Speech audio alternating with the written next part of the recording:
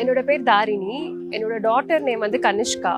So அவள் இங்கே Chennai special school for muscular டிஸ்ட்ரோஃபியில் 3 இயர்ஸாக படிச்சுட்டு இருக்கோம். அவளுக்கு LGMD limb girdle muscular dystrophy.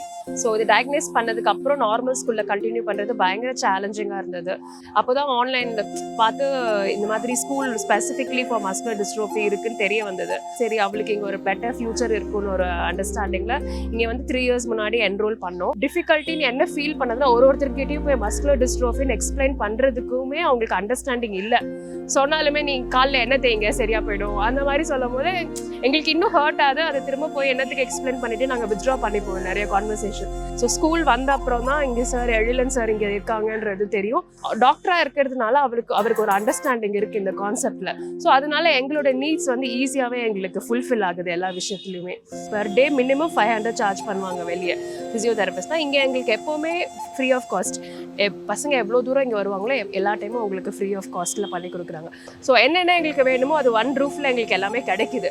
அவள் ஜெயிச்சதுன்றதுல அவள் வந்து மற்றவங்க கிட்ட பேசுறதே எனக்கு ஜெயிக்கிற மாதிரி தான் இருந்தது. நான் இல்லாமல் அவள் தனியாக போகிறான்ற ஒரு இடத்துக்குன்ற போது வந்து சரி நம்ம தேவையில்லை, அவள் இண்டிபெண்ட்டாக வாழ்ந்துருவான்ற நம்பிக்கை எனக்கு நிறையாவே வந்துருச்சு இந்த ஸ்கூல் வந்ததுலேருந்து.